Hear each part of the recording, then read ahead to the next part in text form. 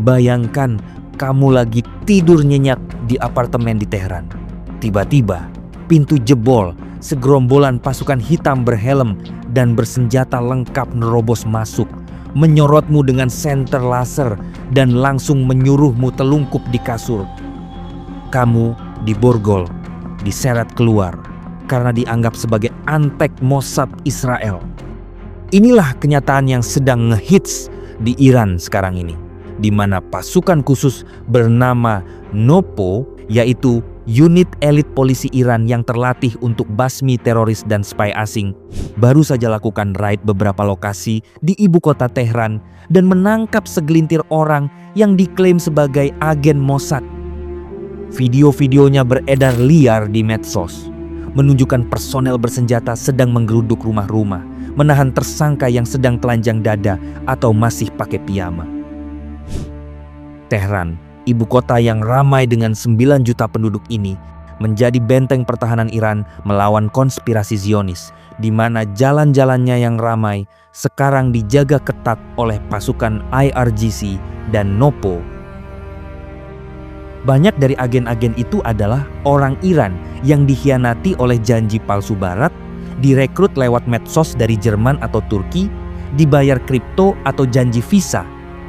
Ada juga yang bayarannya ratusan ribu dolar, yang tugasnya adalah kumpulkan data pejabat militer Iran untuk dikirim ke Israel.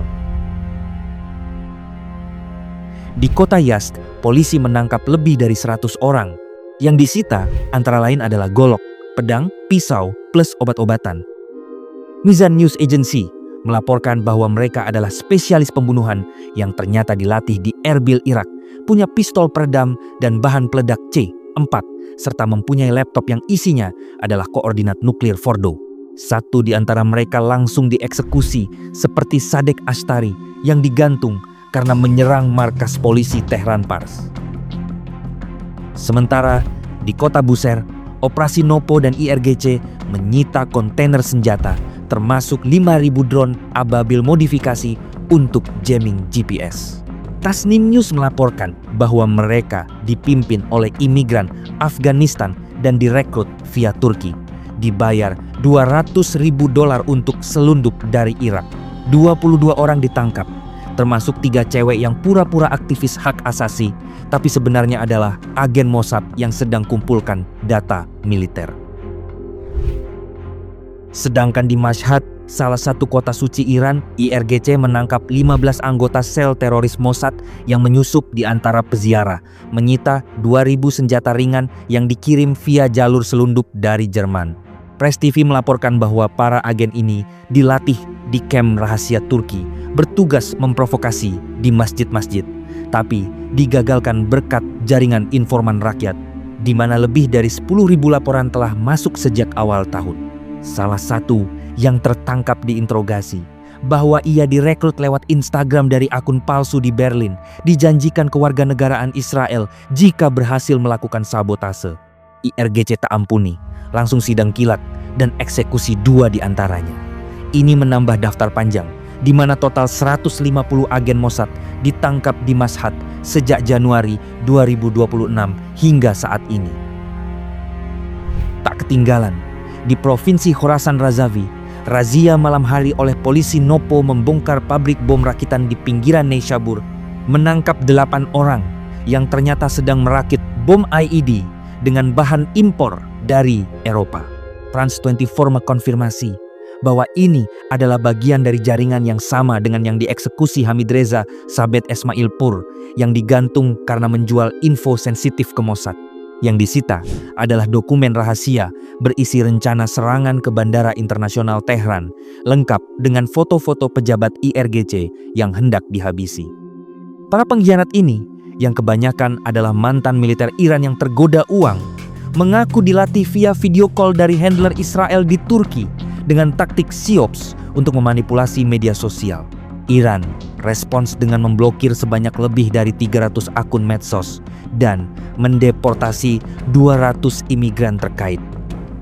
Seperti yang dikatakan pemimpin tertinggi Khamenei dalam pidato 18 Februari 2026. Antek-antek Zionis adalah virus yang harus dibasmi dan Iran adalah obatnya. Di balik semua ini, keterlibatan Barat semakin terbuka lebar, seperti yang diungkap Washington Post, bahwa penangkapan massal hingga saat ini mencapai 50.000 orang. Banyak di antaranya adalah antek asing yang memanfaatkan krisis ekonomi, di mana proses perekrutan menargetkan pemuda yang sedang frustrasi. Membuktikan rezim Zionis gagal total dalam sustain attritional pressure mereka. Setiap penangkapan adalah tamparan bagi Netanyahu, mengirim pesan bahwa Iran bukan korban, tapi pemburu yang akan menghancurkan setiap konspirasi dengan darah serta besi.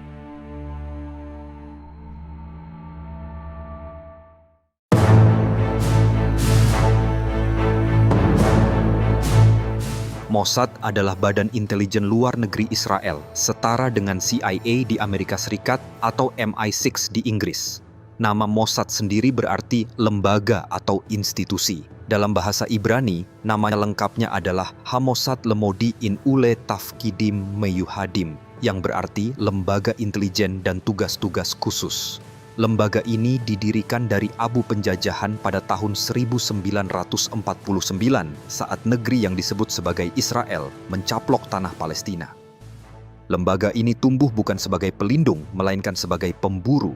Mereka tak segan-segan berbuat curang, melanggar batas-batas negara lain jika menganggap ada ancaman terhadap kepentingan Israel. Agen-agen mereka tersebar di berbagai negara, menyamar sebagai diplomat ulung, pebisnis yang sopan, turis yang ramah, bahkan warga sipil biasa.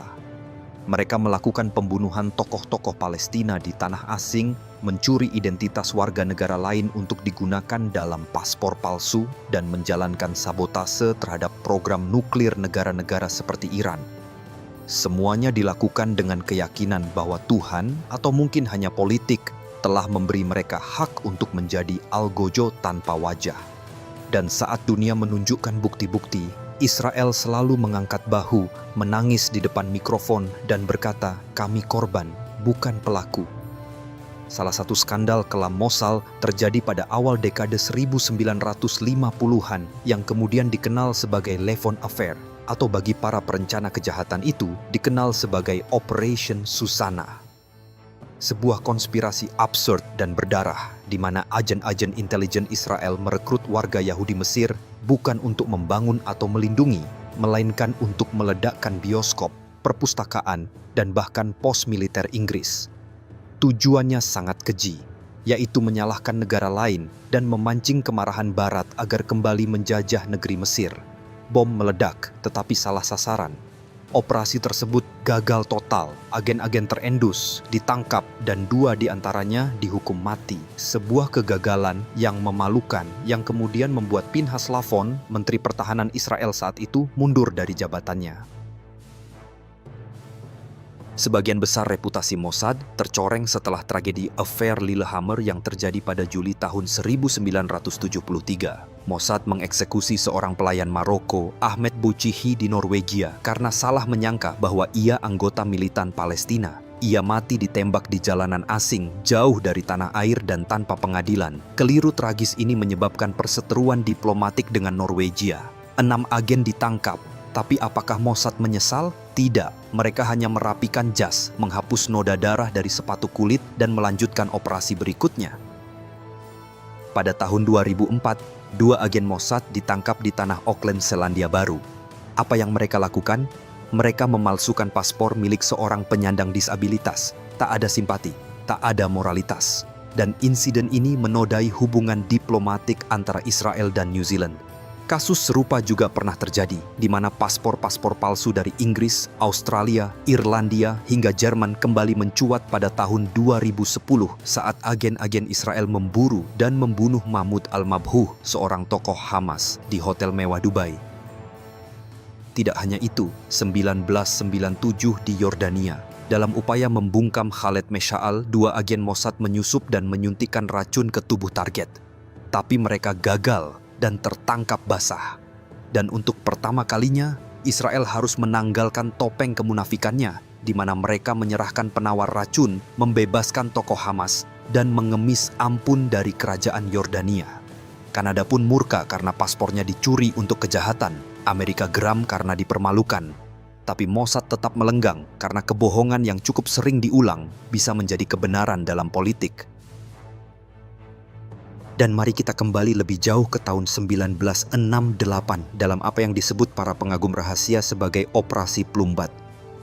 Pencurian uranium dari Kongo melalui penyelundupan jalur laut untuk memperkuat program nuklir Israel. Sensasi ini dipuja dalam sebuah buku, tetapi melanggar regulasi internasional dan menimbulkan kecurigaan dari Eropa. Tapi seperti biasa, Mossad tak mengaku, tak menjawab, hanya menyeringai dari balik tirai. Mordechai Vanunu, mantan teknisi nuklir Israel, diburu karena mengungkap rahasia nuklir Israel ke media. Tapi mereka tidak menembaknya dan tidak meledakkannya. Mereka memilih cara yang lebih menjijikan, honeypot. Seorang agen perempuan menggoda Vanunu, mengajaknya ke Roma, dan di sanalah ia diseret secara harfiah ke dalam gelap. Dikirim pulang dalam peti tanpa suara, disidang dalam senyap, dan dikubur di sel isolasi. Dunia mengutuk, pers internasional marah. Tapi Mossad tidak peduli, karena bagi mereka, kebebasan pers dan hak asasi manusia hanyalah slogan dari dunia yang tak paham kerasnya realitas Yahudi. Tahun 95, Fathi Shaqaqi dihabisi di Malta. Abu Jihad dieksekusi di Tunisia tahun 88. Gerald Bull, ilmuwan Belgia yang membantu Irak, ditembak di pintu rumahnya pada tahun 1990. Dan tentu Mossad tidak pernah mengaku. 7 Oktober 2003. Sejarah mencatatnya sebagai hari ketika Israel, negara dengan sistem pertahanan paling kompleks di dunia, dilumpuhkan oleh serangan mendadak dari Hamas. Ribuan tewas. Ribuan lainnya terkejut. Dan Mossad, yang konon bisa mendengar desahan di dinding Damaskus, gagal membaca ledakan yang datang dari halaman rumahnya sendiri. Celakanya, bahkan intelijen dari dalam pun membusuk. Nama besar Yossi Cohen, mantan kepala Mossad, ternoda oleh skandal pengkhianatan. Ia diberitakan membocorkan rahasia negara kepada seorang pramugari sambil menikmati hadiah-hadiah mewah dari oligarki Australia. Maka runtuhlah topeng elitisme itu dan yang tersisa hanyalah hasrat pribadi yang menyamar sebagai patriotisme. Jika dijumlahkan, mulai dari plot palsu, pembunuhan keliru, pemalsuan dokumen, kegagalan intelijen, hingga kebocoran dari dalam, Mossad berulang kali terjebak dalam operasi yang memalukan. Meskipun reputasinya sering diglorifikasi, deretan skandal ini mengingatkan dunia bahwa bahkan agensi yang paling tertutup pun dapat jatuh tersandung oleh skandal-skandalnya sendiri.